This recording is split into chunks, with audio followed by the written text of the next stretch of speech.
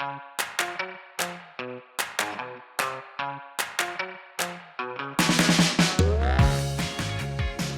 I'm Alvina Ling, And I'm Grace Lynn. and we're book friends. Forever! We're childhood friends, Who grew up to be a children's book editor. and an author and illustrator. Yay! Welcome to Book Friends Forever. This is the summer episode. And check out our website, bookfriendsforever.com, and our Instagram and YouTube channel at bookfriendsforever_podcast. Alvina, how have you been? I've been good. I just had my birthday yesterday, so Happy birthday! thank you. I took the day off, which was nice, and I didn't really do. I had lunch I went for a very hot and humid run in the morning, a short run. We met my friends Donna and Danielle. They're the friends who moved to Barcelona, but they're in New York for the month of July, which is nice to have them back. So we had lunch, got ice cream, and then I was trying to decide like what kind of food do I want for dinner, and I settled on crab because I love whole Hmm. crabs. And we were going to check out a new place, not a new place to us in Red Hook, Brooklyn, which is a little far away. But it was so hot and humid that, I got a mani pedi. I'm going to show off my orange nails Ooh. to those watching on YouTube. And I just said, why don't we just order in? So we ordered there's a place near us called Krabby Shack, and I ordered a whole Dungeness crab, actually a pound of Dungeness crab. I think it was actually a crab and a half. Wow. So I ate that for dinner and it was delicious. And I had leftovers for lunch today. So yeah, crab is my favorite. Um, Is it? That's my mom loves crab too. yeah, I like, uh, I don't mind it, but like it's not my favorite. You have to work really hard. yes, which I think to me is part of the Yeah, and I appeal. think with my mom is the same way. She kind of enjoys like the for Yeah, me, I'm like, it's so messy. it is really messy. I washed my hands probably like four times Yeah, while eating exactly. it. But other than my birthday, we actually had, so I was in California last time we recorded, so I had the rest of my trip. Spent a lot of great quality time with family. We stayed with my friends out in LA for a night, and that was fun because we hadn't seen them in, I think, a year and a half or maybe even 2 years because the last time we were going to see them, we got sick. Mm. I feel like every time I go to California, someone gets sick, except for this time, knock on wood. So that was nice. I feel like, I don't know if you feel this way, but I feel like I'm finally back to my pre-pandemic immune system strength Mhm. because I feel like in the last couple of years, I would get sick almost every time I traveled or in some way. And I think this year is the first time, like I didn't get sick over the holidays, but Stephen did. I didn't get sick after ALA. I didn't get it, knock on wood, but I haven't gotten sick after all these trips. So part of me feels like, oh no, I'm probably due soon, but I hope I can, fend it off. Well, I don't know. I used to get sick. I used to get sick so much because I used to travel so much. And I guess because I've been traveling so much less, like even after ALA, I didn't get sick. I actually forgot how sick I used to get. Like Yeah. Alex reminded me, like you used to have these hacking coughs every winter, and you'd be like, bleh. So, I mean, I do, even recording this podcast, I do feel like, one of us would often have a cough or be sucking yeah. on cough drops. Or yeah, or like I would always lose my voice because Yes, of or we'd have to something. reschedule. Yeah. Yeah. So So, anyway, let's hope. yeah. Yeah. And then the other thing going on is at work is we had our launch meeting for our Hey. summer 26 titles. So what are those? Um, they haven't been announced yet, but I had three picture books, one collector's edition, and one young adult novel. So I Ooh. will talk about them in the future, but Oh, that's yeah, exciting. it was great. What Um, summer? So it's summer. I'm just trying to figure out like the timing. So so for when? us, the summer list is May through August. Okay, so next May. Gosh, it's so. Right. So you have two books coming out next year, but they're on the winter season and then the fall season. Okay. Okay. So I won't Great. As have long as I get them lunch. done. Right. I won't have lunch for fall until I think it's November. So Okay. there's a while. Okay. So we'll know if your book is going to stay in the fall by then. Okay. Anyway, how have you been? Good, good. I think last time we talked, my friend Kate Milford was in town, so she was stayed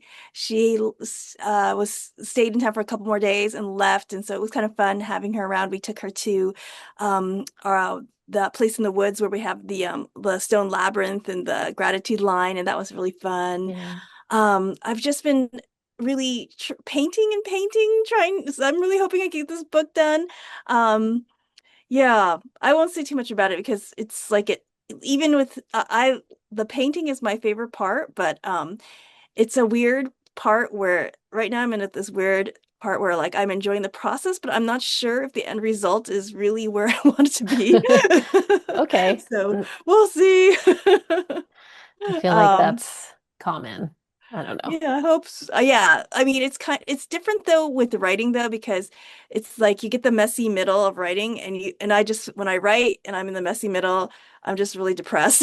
Just like I don't want to do this. Whereas now I like painting and I'm enjoying it, but I'm like this isn't really that good.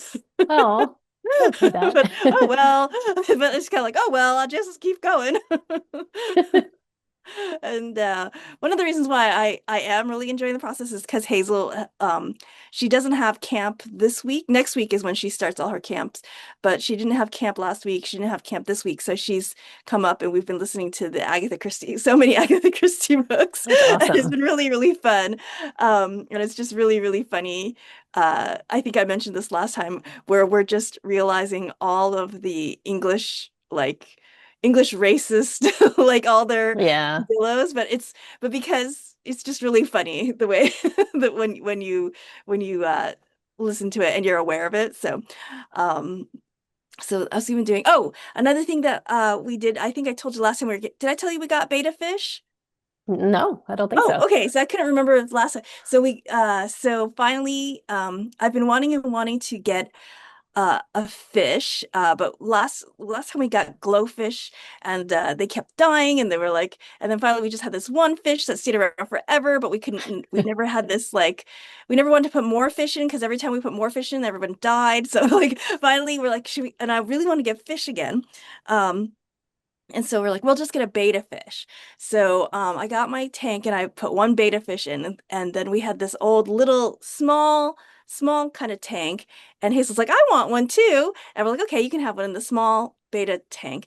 We're like so happy with our fish. And but her tank was so small and it didn't have a filter. It was getting cloudy already, like only in the week. And she's like, I think I need a tank with a filter. So we went back today to get a filter, and then we saw a tank that had a was made for betta Divider? fish that has a Ah, divider so you could get two fish because that's the whole thing is that we're like, but you can only get one beta fich, it's right. like, Because they and fight it's each like, other.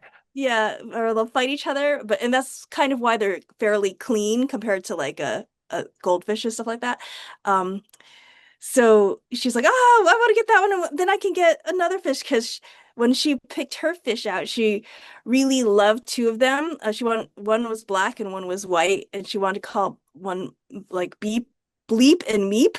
And like finally, she just finally took the white one, but she felt so bad about the black one, and now she's like, "I can get the black one now." And so she did, and so now she has like the black one and the white one, and she made one side like black gravel, like one side all Oh, white that's gravel. cool. Like, So and so artistic. it really looks like, yin yang.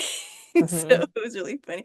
And so, yeah, and we got these little like Martian-y glow in the dark figures. So we're really happy about our fish. And yeah, so that's what we've been doing. So that's my new studio companion as a fish. And the only other thing that's been on my mind is like, I don't know. I'm pretty sure it's like the hormones of perimenopause, but I like have this like super fatigue sometime. Like, Mm. do you get that at all? I don't know. I've been looking it up, and so Um, no, I haven't, not fatigue, but I get vertigo a little bit. And then oh, my hot flashes have come back. I think I mentioned in a previous episode that, I started taking these supplements and my hot flashes went away, but they've started to come back. So Yeah. maybe I'm it's because trying to it's think about, summer and it's hot, warmer. I don't know. yeah. I get like this. I've, knock on wood, I haven't had any problems with hot flashes so much, but I get all of a sudden like so tired, Tired. like tired where like even my bones feel tired. And Hmm. it's like, but then like today I feel fine. So it's very strange. And then I have like this, my shoulder, ever since I hurt it in the winter, like it's always been a little bit tender, but like now it's really bothering me. And I looked up, do you know that the frozen shoulder and shoulder problems is a sign of Oh perimenopause too? no, everything. I feel like it's everything. No matter, I it's know. like, oh, you Like have anything. headaches. Oh, you. I know, headaches is perimenopause. You stubbed your toe is perimenopause. Uh, You have a cavity, it's perimenopause. It's yes, like, brain fog.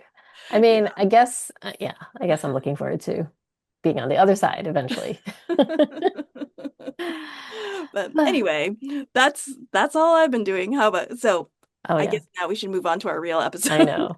Well, we thought we'd just do something kind of light and fun and talk about summer. I think also because it's so hot and humid that it's hard to think about anything else. Yes. But so why don't we share what our relationship to summer, the season? Do you like summer? Have you always liked summer? Or do you not like summer? Gosh, summer has never been like my favorite Hmm. time of year. Like I don't know, summer's not really my, I think it's always so hot and I don't really like a lot of sun. And I don't like to run in the heat. Summer, I want to like the heat, the height of summer and the height of winter are my two least favorite times of year. Um, And did you always feel that way even as a kid? I mean, I think as a kid, I was always kind of glad that there was no school, maybe. Though I take that back. I think I really liked school, Mm, like I think in the summer it was hard. Well, I take that back too. When I was in elementary school, I really liked school. And then yes. I think as junior high and high school came, I was glad to be out of school. So it's all different phases in my life. And Yeah. so junior high and high school, I remember the summers being really full of like SAT camp and summer school and like and tennis camp and all these like camps that my parents sent me to look good on my college application. So that's how I kind of remember it. How about you? Yeah, I remember I always liked summer because of the no school. Even though, I didn't hate school, but I think and I always have to remember that when like my niece and nephews always say like, "Oh, I hate school." And I'm like, if I could have made the decision on my own when I was a kid, I probably wouldn't have gone to school. So I did love summer because of that. I think for me, because I have a summer birthday, I was always looking forward to that as well. And but I think what's maybe different is when we were kids, it wasn't. I don't feel like our summers were totally overscheduled. I mean, you mentioned going to all these camps. I do remember, usually I'd have a week or two of summer school. Maybe we'd have a week of going to like a family camp or going on some kind of either camp. I do remember as a family would go camping a lot, or we'd go to these Taiwanese American camps. But I do remember just feeling like there's these long stretches of unscheduled days. Yeah, I remember that in the elementary school years Hmm. because I was trying to think and I remember or early, very early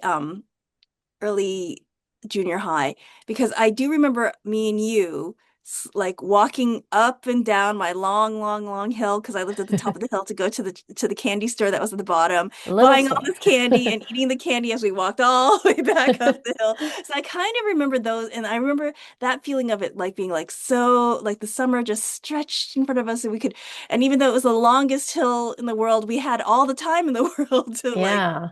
to walk up It, and down. And I think part of me liked that, but then also part of me, just in terms of having unscheduled days, I would often get bored. I remember always being like, I'm bored. But I do remember like just having all this time to read and going to the library and reading a Yeah. lot. And I think maybe because your mom didn't, she stayed home for the Hmm. most part. And my mom, I think she had, she started working again when I think I was in probably elementary school, but she worked from home mostly. Hmm. So I feel like, unlike I think a lot of my friends now who work during the day, so they really have to find basically childcare and or camp, for Yeah. like full time. Yeah. I feel like we could just kind of do nothing. Yeah. Which was nice. And even now, as an adult and working in publishing, I do feel like summer, I still look forward to summer because I look forward to summer Fridays. We have at Hachette, we have half day Fridays. I know some other publishers do, you can do every other summer off, every other Friday off. So it's just something, it's just nice. Yeah. It feels good Well, to I have feel that. like it's been like in the past, in the beginning of or the first part when I was doing a lot of school visits, I feel like the summers was when I would catch up on doing all my writing and my painting and my art and like that's when I would concentrate on actually making the books because during the school year I was doing so many school visits to pay the bills.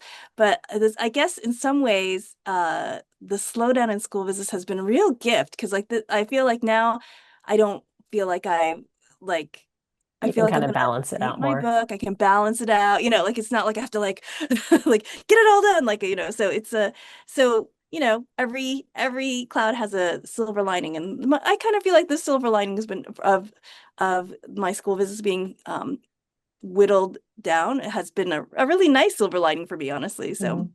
Do you have any so favorite summer memories from childhood or or of adulthood? childhood or adulthood. Well, I do. I the one that I was thinking of was us walking down to get the candy. It is a favorite memory just because that was that feeling of like all the time in the world, Yeah. just like walking all the way down, walking all the way up, eating all the candy. That reminds me that the CBC had a little lunchtime panel, virtual panel on mental health in the office. Mm, And one of the panelists, I can't remember her name, but I really loved what she said, talking about kind of protecting your own mental health and your bandwidth and your boundaries. And she said that, she often will say, she'll have to squeeze things in, right? She's like, let me just go to the gym real quick, or mm, let me just have a snack real quick. Like she finds herself saying real quick a lot for mm. these things that she feels like, oh, these are things I probably should do. So she's starting to practice to say, let me go to the gym real slow. Or let me prepare for this meeting real slow. And I kind of like that. So I That think I'm is gonna, well, it is the idea of savoring, right? Like, because I yes. guess that's the thing is what was nice about that summer memory was the idea, even though I wasn't savoring it as a kid, but the idea is like you could savor it, and so Yes. I'm trying to think if there was anything like that where we just savored things now, Hmm. um, so, Well, I remember we went to tennis camp together one year. I don't know if you oh, remember that. no, I remember tennis camp.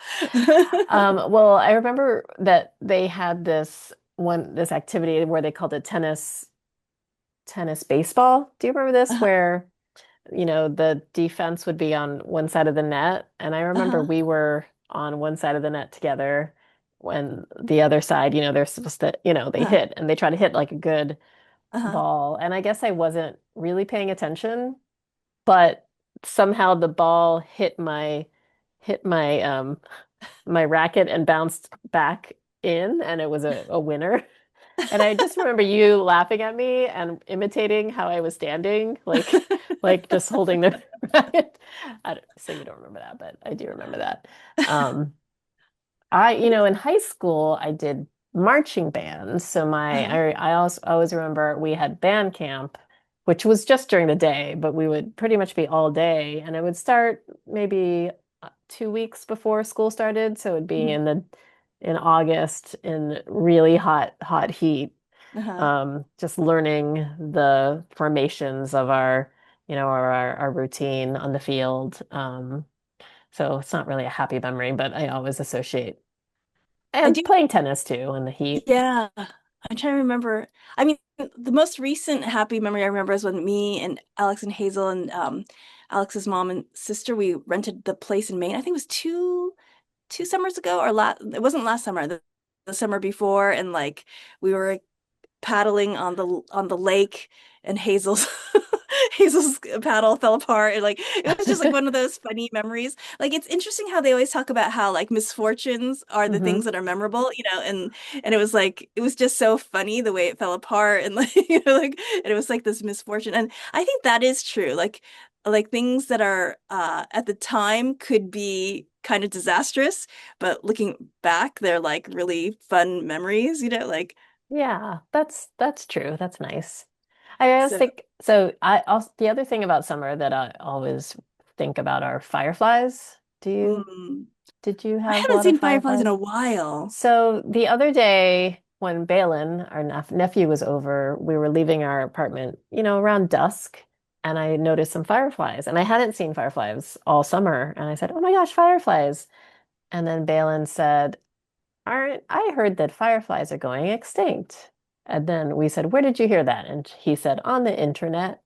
And then we started kind of lecturing him about how you can't always believe what you, but then later I did look it up and it's not true that they're going extinct necessarily, but they are Or potentially less, endangered and but yeah. it is just anecdotal.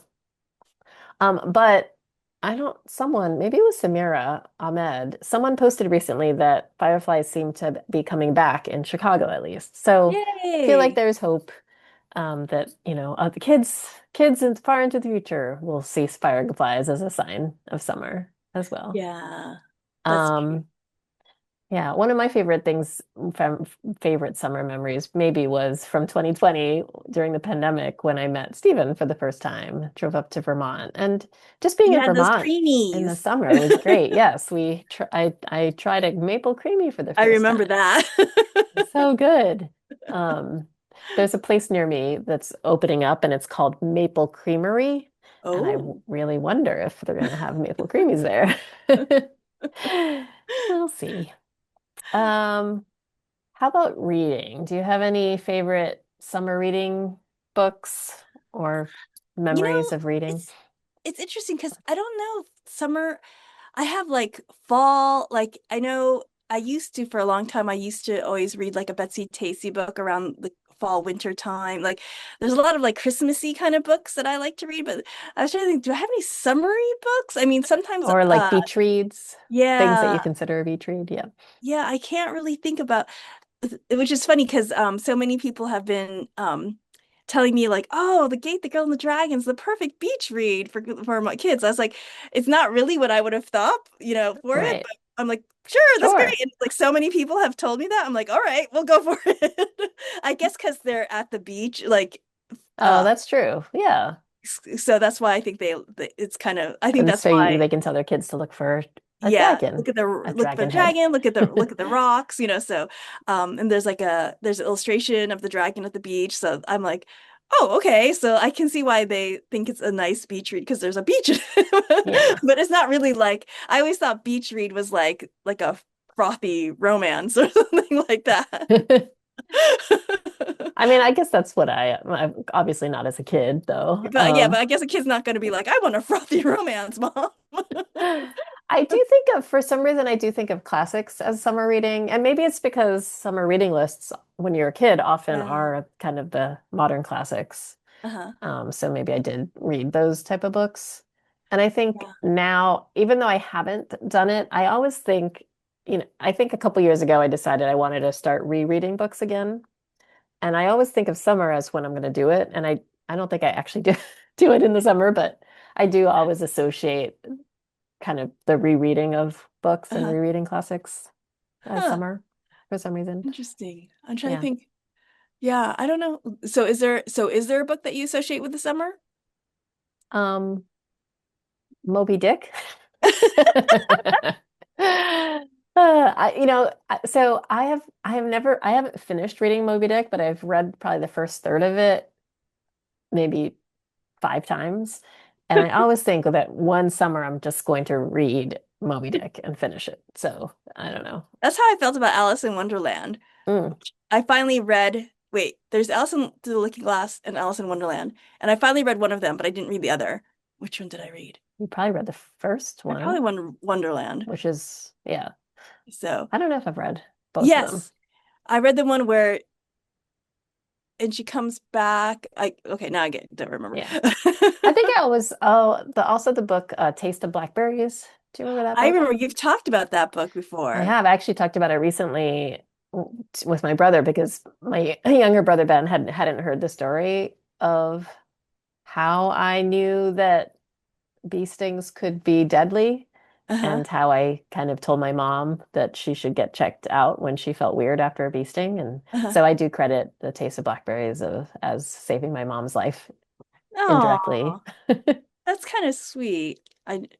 But wasn't that the one that also told you that you didn't want to be a vet? Or is that some No, that was a different book that I don't oh, actually know the name of it. So I don't know if any listeners out there. I don't even remember the plot. I just remember it was a girl main character and her father was a veterinarian and had always wanted to be a veterinarian until her own dog got sick and the father said, "Oh, please help me." And she saw that the father had to like give the dog a shot and draw blood and all of this and she realized that she didn't want to do all of that. And so she decided that she didn't want to be a veterinarian. And me reading that book thought, I don't want to do those things either. So then I decided, what would have happened if I had gone down that path? yeah, very different. Yes. I think I would have been happy though.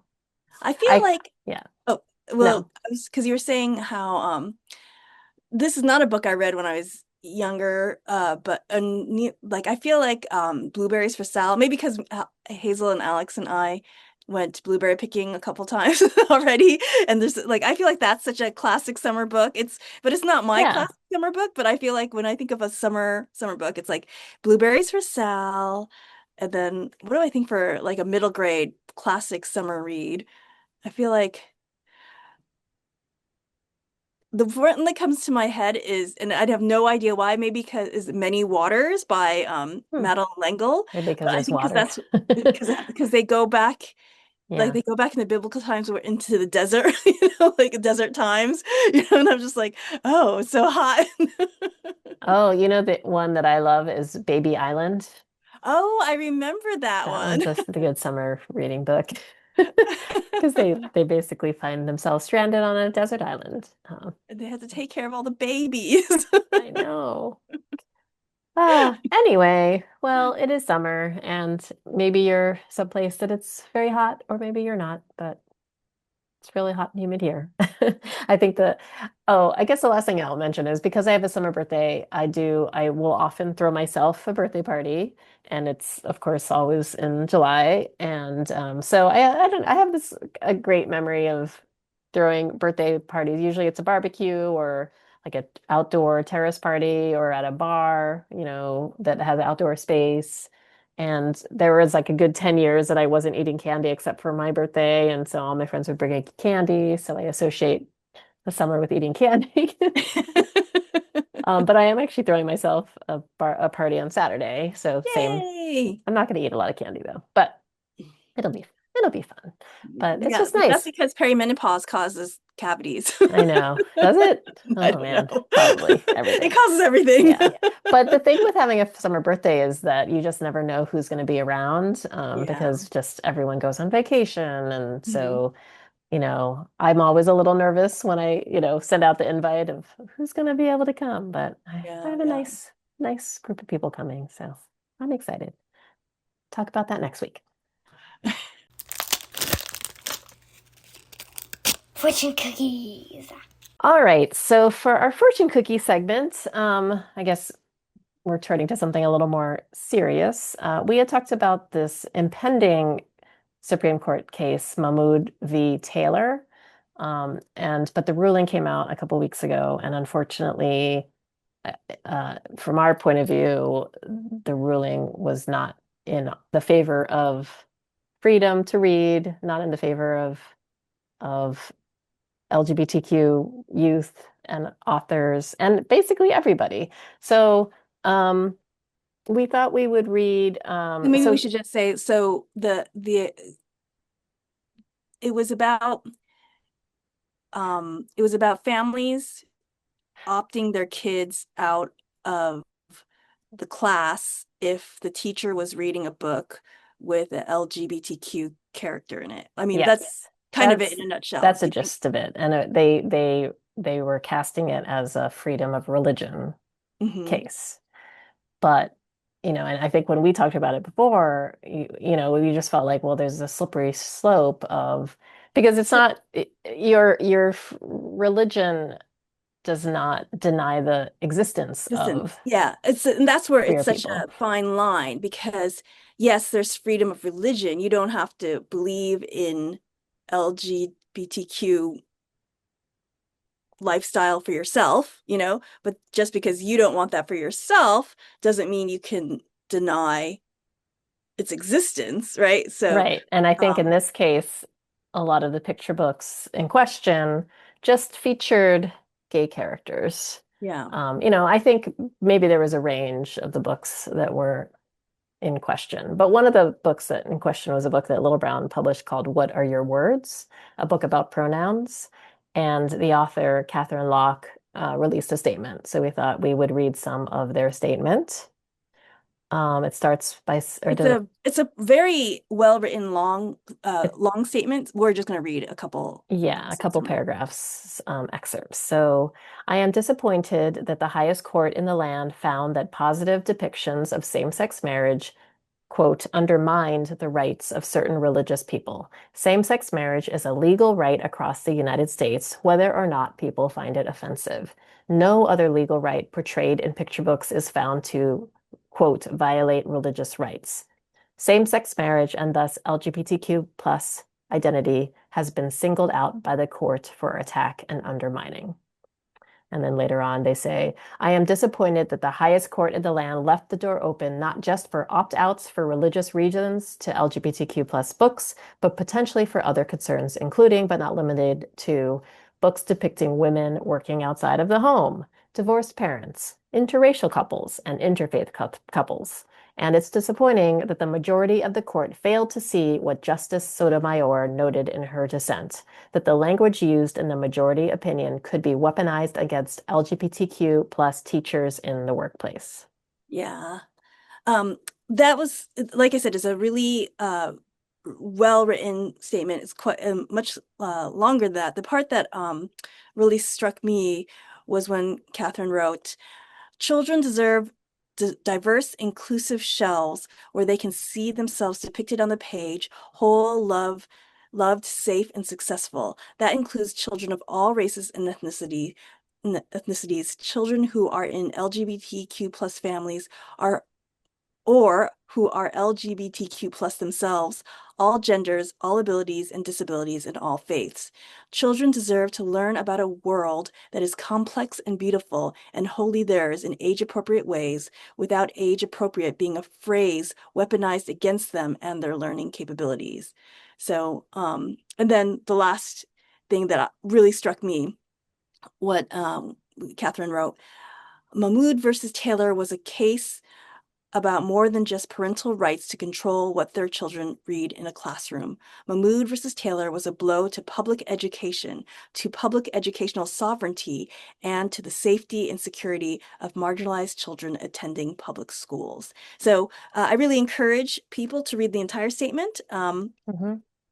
It's it's really well well written, and it kind of shows the heartbreak of this decision and Right. the effect that it will and already has started to have. And the statement is on Katherine Locke's website, which is Katherine Locke, that's Locke, KatherineLockeBooks.com. And then there's links, SCOTUS June statement. So go read that. Um, Fortune cookies. All right, and now for our Tell Me About State segment. Grace, speaking of summer, tell me about dumpling days. Yes. Oh, well, we were talking about summer read books. I should have said, oh, well, people have been telling me that The Gate, the Girl, and the Dragon is a great summer read book, but I actually think of my all of my books, Dumpling Days is a really good summer read book because it takes place all during the summer, and it's all about my very first trip to Taiwan. So I wrote The Year of the Dog, and then I wrote The Year of the Rat. And I meant to write like The Year of the Pig afterwards, but I remember my older sister Lissy had said to me, you should write about our family going back to Taiwan. And I said, no, that's a dumb idea. And then I was like, oh, wait, actually, that'd be kind of fun. And so I did. And because it wasn't a whole year, I couldn't call it the year of. It was all about my love, how I ate dumplings every day. So that's not the only reason, but so we called it Dumpling Days. Yeah, it's all about going to Taiwan for the first time, like a big summer trip. And I feel like it's a great way for kids to experience traveling to a new country. And if they've never been to Taiwan, it's a great way for them to experience traveling to Taiwan. Um, and they could go. A lot of people have told me that they have had their kids read it, and now their kids really want to go to Taiwan. And so it's really kind of cute that way. Um, there are two things that people always mention about this book to me that they love the most. One is in this book was the first time I had wasabi. Oh, And I remember it was like this green swirl yes. on a plate, and I shoved it in my mouth thinking it was going to be, I guess I thought, it wasn't, I didn't know what it was going to be like. I thought it was going to be minty, I think, Hmm. like, or something like that, but it burned, and I think my father said to me something like, "Oh, you'll get used to the flavor." And I said, "Pain is not a flavor." Oh, I should reread that And book. whatever, and I put that in the book, and everyone's like, "Yeah, pain is not a flavor." Oh, that's funny. And then the other memory, which is the confusion about the toilets in Taiwan, and like how there's so many different kinds of toilets. Um, the memory of like going to a Japanese toilet, and like seeing all the buttons and not knowing which one to push.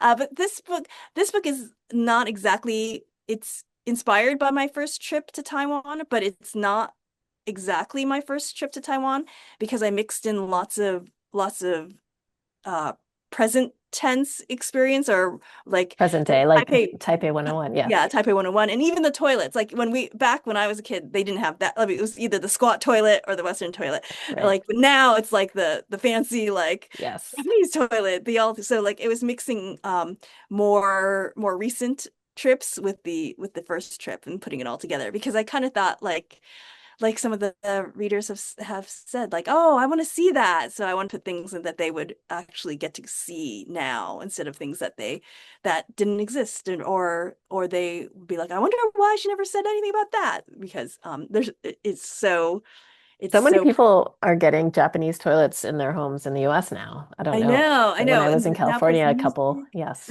I sit down on the seat and they're like, oh, this is a heated seat. And then you can press the button, it plays music to cover up when you're when you're peeing. Because I guess the sound of that is very embarrassing to Japanese women. That's funny. Oh, dumpling So days. I know. What a So great book. yeah, so I hope people get a chance to read Dumpling Days. It's it takes place during the Ghost Month, which is Oh, also coming up very soon. The Ghost Month, I guess, would be kind of like the equivalent, would be like an Asian Halloween, right? Because or I'm maybe not really more like sure. Dia de los Muertos. Yeah, Maybe. Yeah. did that, well, because in Chinese culture, that's when, I guess, the gates of hell open, and that's when all the ghosts get to come wander the people world, and they see their relatives and be like, "Hey, how you doing?" But those who don't have any relatives get to be fed by the goodness of our hearts, hopefully, during that time. So And I yes. think in Dumpling Days, my character Melody only appears in you Oh. sending a postcard or something, right? Oh Yes, I well. think yes. Though is it and You're the Rat is when I lose that the library book that I sent to you. Ah, all right. So now we'll end as we always do with what we're grateful for. Grace, what are you grateful for? Okay, what am I grateful for? I'm grateful for delicious blueberries because Alex and Hazel and I went blueberry picking not once but twice Oh, because the wow. first time we went, they were so good. We ate them all up, and then I was like, "Oh, we're all out of blueberries. We have to go again." So I'm grateful for really lovely, sweet blueberries. Grateful for fun fish, and I'm grateful for this time to have with my family. Like I said, I'm enjoying the painting, and I'm enjoying the process of it, and spending this time with my family, not feeling like I can't do anything else. So I'm grateful for that. How about you? Well, since I just got back from California, I just had my birthday, I will have to say that I am grateful for my parents for making me exist. So Hazel doesn't call us her parents. She calls us her life givers. Yes, I am She's grateful like, for my life givers. hello, life givers. Um, and I'm grateful that they're still thriving. You know, my dad's playing I think he plays tennis 2 or 3 times a week. When we were Wow. home, we played together 3 times, and then he played 2 more times with Wow. his regular tennis, Uh-huh. buddies. And my mom is now almost fully not graduated, retired, Uh-huh. graduated. Um, and but it's funny because she still is volunteering and still helping, and so she is actually going to a conference in Baltimore, I think, that talks about elder care. Hmm. And my father is not going with her. And he said, "Why are you going to this conference? You're retired." And he said, "You sh- you're the one who needs elder care. You don't provide it, you receive it." And then he said, "Okay, well, you can go and then you can learn how to take care of me." But anyway, so they still have a sense of humor and they're still That's really funny. doing well. So I'm grateful for my parents. That's sweet. All right, and that was the summer episode. Thanks for joining us, and thanks to Alex at Paceywork Studio for editing this podcast. Please rate and review us on Apple Podcasts and tell a friend about it. And tag us on social media using the hashtag BookFriendsForever, or send us a message via Instagram at BookFriendsForever_podcast, or via our website, BookFriendsForever.com. And please join our Patreon. The link is in the show notes, and someday we're going to do something with it. Someday. We are. And we should still do stickers. I want to do stickers. I want All a right. sticker. Okay.